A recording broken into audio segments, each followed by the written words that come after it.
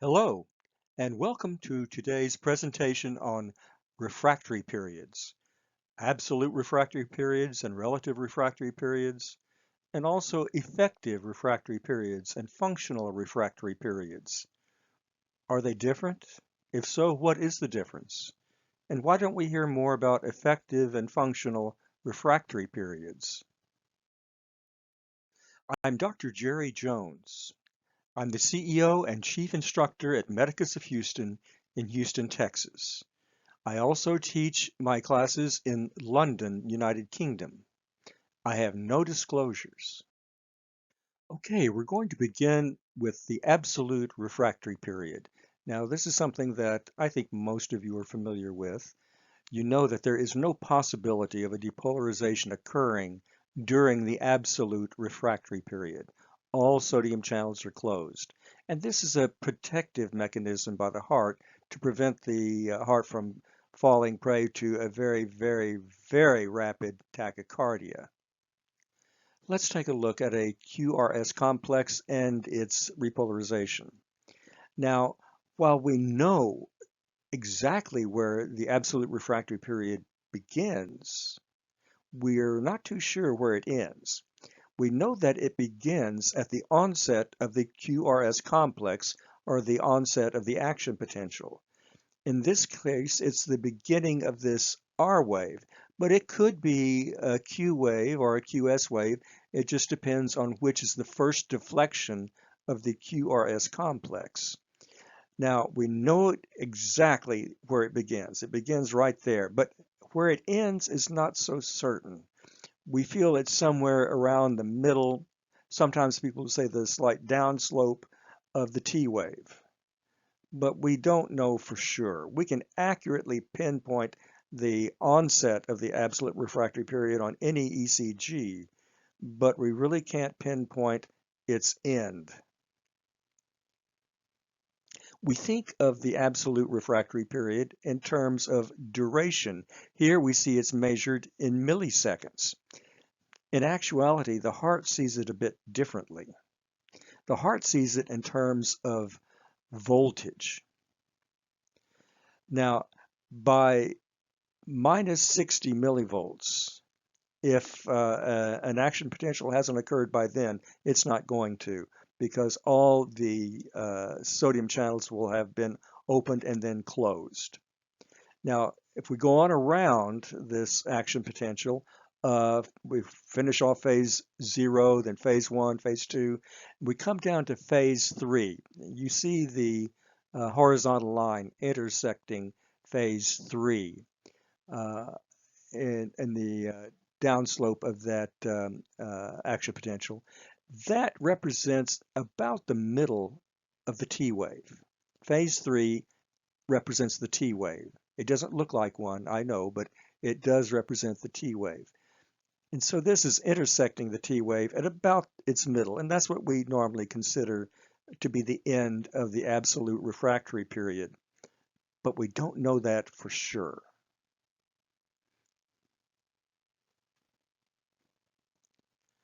Okay, you see the absolute refractory period measured in millivolts and in milliseconds. But measuring it in milliseconds as a duration is how most of us measure the absolute refractory period. Now we come to the relative refractory period, which is quite different. During the relative refractory period, conduction is possible beginning with extra strong impulses. Later on, in the latter part of the relative refractory period, it begins to respond to normal impulses as well. Now, again, looking at our QRS complex and polarization, we see that we're not too sure about the onset of the relative refractory period because it simply follows the termination of the absolute refractory period. Obviously, since we don't know for sure where the absolute refractory period ends, we don't know for sure where the relative refractory period begins. It ends generally at the point at which the T wave returns to the baseline, whether it's upright or inverted.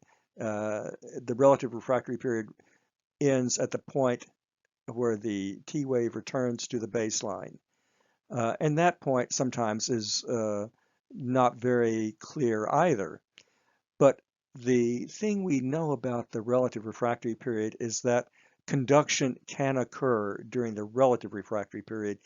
It's at the earliest point, it doesn't occur unless there is an extra strong stimulus, or it will produce a QRS complex, for instance, that is aberrant, or it may have a prolonged PR interval. But towards the end, as it returns to normal, everything involving the AV node and the His-Purkinje system, the bundle branches, all that returns to normal, and conduction is once again normal. So with the absolute refractory period, we know exactly where that begins. We're not too sure where it ends. With the relative refractory period, again, we're not too sure where it begins, and we sort of think that it ends when the T wave returns to the baseline. Before we go on to discuss relative and absolute refractory periods in more detail, let's understand something. First of all, we really can't see refractory periods on an ECG. We can see the origin of the absolute refractory period, but everything else remains invisible to us. We can only surmise where the refractory periods start or end by how depolarization looks on an ECG. For instance, an early P wave that failed to conduct to the ventricles ran into an absolute refractory period after leaving the atrium. Or an early P wave that conducted to the ventricles, but with some degree of aberrancy, was conducted through the ventricles during the early relative refractory period at some point after leaving the atrium. And an early P wave that conducted with a normal appearing or near normal appearing QRS complex either arrived near the end or after the relative refractory period. Absolute and relative refractory periods are descriptive terms. They are described by actions that occur on impulses produced during the action potential. These refractory periods can't be seen on the ECG, and attempts by us to measure them are always just gross approximations. Now, electrophysiologists can't see them either, but they do attempt to measure them. And by attempt, that means their measurements are not totally accurate, but they're a lot more accurate than our attempts. In the electrophysiology lab, the electrophysiologist begins by providing 8 consecutive electrical stimuli at precisely regular intervals. And this is called a train. They do this because the refractory period during an RR interval depends on the length of the previous RR interval. Now, providing the train prevents any irregularity like a sinus arrhythmia from interfering with the evaluation. If you recall, the Ashman phenomenon is based on this, and in fact, this is where we discovered the fact that an RR interval's refractory period depends on the length of the previous RR interval. Doctors Ashman and Guo discovered this. Now, after the 8th stimulus, a premature stimulus is then introduced at a precisely timed interval, and it's observed for the production of a QRS indicating conduction or no QRS indicating no conduction. Now, in order to locate the end of the absolute refractory period, the electrophysiologists, that I'll refer to as EPs, use coupling intervals. Now, a coupling interval is the interval in milliseconds between the depolarization of a chamber and the next depolarization of that same chamber. Coupling intervals involve depolarizations. We don't measure coupling intervals between T waves, for instance. The interval between 2 successive P waves is a coupling interval. The interval between 2 successive QRS complexes is a coupling interval. Now, following the train of 8 stimuli, the EP begins introducing premature stimuli and measures the coupling intervals from the last beat of the train to the premature stimulus. Now, how does the electrophysiologist measure the absolute refractory period? Well, before we get started, when the electrophysiologist is measuring the absolute refractory period, we call that the effective refractory period. They're virtually the same thing. Now, following the train of 8 stimuli, a premature stimulus is introduced. Now, the last beat of the train is labeled S1, stimulus 1, and the premature beat is labeled stimulus 2, S2. The interval S1 to S2 is the coupling interval. Now, if S2, the premature beat, does not produce a QRS complex, then it obviously appeared during the effective refractory period or absolute refractory period. So what does the EP do now? The EP makes the coupling interval longer by introducing the premature stimulus, S1, a bit later, let's say by 10 milliseconds. When a QRS complex finally appears, the end of the effective refractory period has been reached at the previous coupling interval. Remember, the effective refractory period began like the absolute refractory period. It began with the onset of the QRS of S1, and it ends with the longest coupling interval that failed to conduct. Now, the title of this slide is One Man's Absolute Refractory Period is Another Man's Relative Refractory Period. Now, let me explain that. We know where the absolute refractory period, the effective refractory period, and something we'll learn about later, the functional refractory period began. They all began with the onset of depolarization. What we don't know for sure is where they end. Now, changing the strength of the stimulus or the length of the coupling intervals can change where the absolute refractory period or effective refractory period ends and the relative refractory period begins. So let's say right here we have determined that the effective refractory period ends right at this point where the arrow is.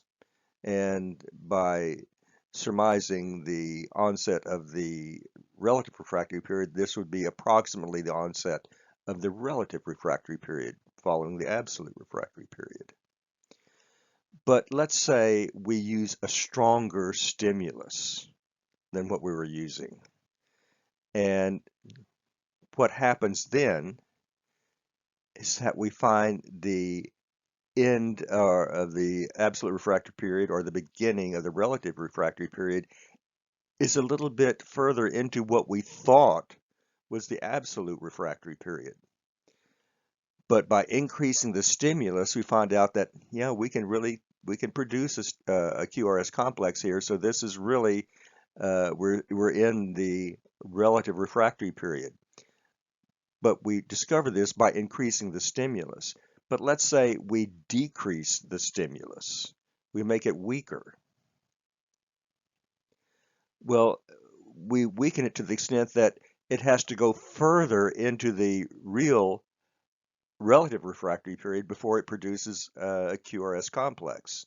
So by changing the strength of the stimulus, we can alter the designation between absolute refractory period and relative refractory period. But there really is an end to the absolute refractory period. It's just that we can't locate it precisely. Now we're going to discuss measuring the effective and functional refractory periods, but before we start, I want to make something clear about these two terms. Now, we can use the terms effective refractory period and absolute refractory period interchangeably. What's the difference? The difference is that the effective refractory period is a measured duration in an EP lab, and it's a bit more precise than just the concept of an absolute refractory period. It's actually a lab measurement, but we can use the terms interchangeably. Now, how about functional refractory period and relative refractory period? They do not measure the same things. Don't think for a moment that effective refractory period and functional refractory period are in any way similar to the relationship between the absolute refractory period and the relative refractory period. And let's see why. The effective refractory period approximates the absolute refractory period, as I just said. It's the coupling interval between the onset of depolarization of S1, that last stimulus, the eighth stimulus in the train, and the last stimulus that fails to produce an impulse, which would be S2. It's the coupling interval between those two stimuli in the electrophysiology lab. Okay, here we have a normal QRST complex. We can see this QRS is actually a Q and an R and an S. So we are going to be measuring from the onset of the QRS, the onset of phase 0 of the action potential, and that's right here where this vertical red line is. Now, these vertical red lines all represent stimuli that failed to conduct. Stimuli that failed to conduct. So the effective refractory period would be the duration from the onset of the QRS to that last stimulus that failed to conduct. That would define the effective refractory period, which is virtually the same as the absolute refractory period. But let's look at something else. The functional refractory period is the coupling interval from the onset of depolarization, that first vertical red line, to the first capture of the myocardium. Okay, we have these three dark blue lines here. They're dotted, indicating that the QRS that would be produced here, the result of the stimulus, is going to change gradually the further we get into the relative refractory period. The functional refractory period is going to measure from the onset of depolarization to that first stimulus that captures the myocardium, that first stimulus that produces, in this case, a QRS complex. So it will be the shortest coupling interval that produces a QRS complex. That's the functional refractory period. The effective refractory period is the longest stimulus that fails to produce a QRS complex, the longest coupling interval, I should say, that fails to produce a QRS complex. What I want you to notice is that both values actually depend on the strength of the stimulus and the length of the coupling interval. Again, you saw what happened if we were to increase or decrease the strength of the stimulus. If we increase the strength of the stimulus, it's possible that we could produce a QRS further into what we thought was the absolute refractory period.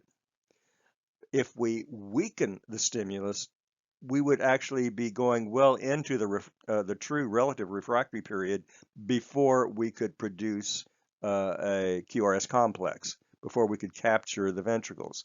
So you see, by changing the strength of the stimulus, it can alter our perception of where the end of the absolute or effective refractory period is and the onset of the relative refractory period. Both values, the value for the effective refractory period and the value for the functional refractory period, both values are measured from the onset of depolarization.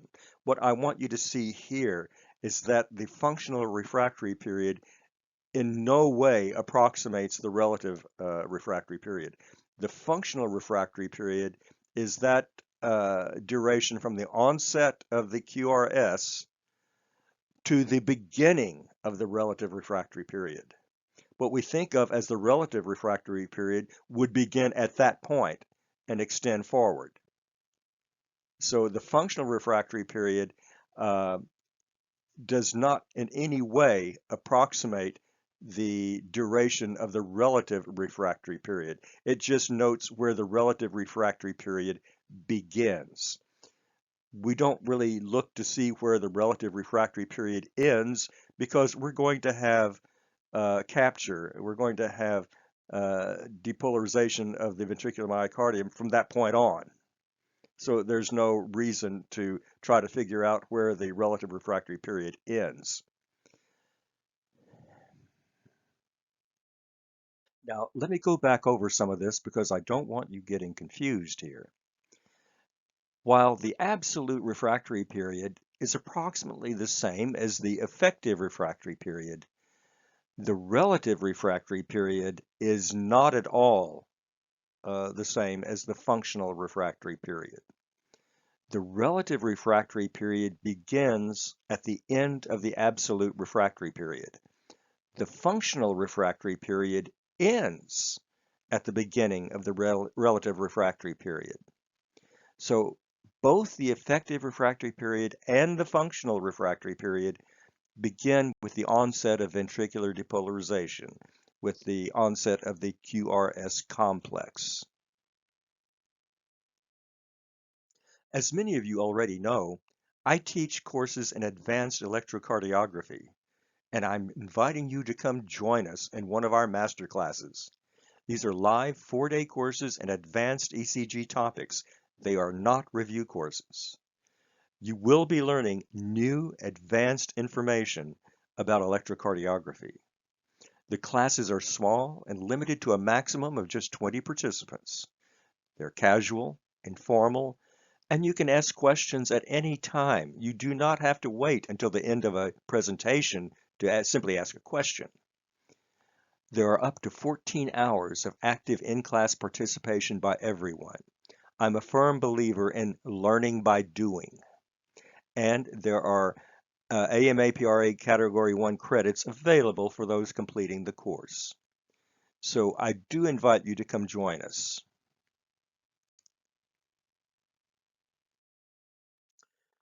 In addition to my scheduled classes, you can receive private tutoring from me online via Zoom.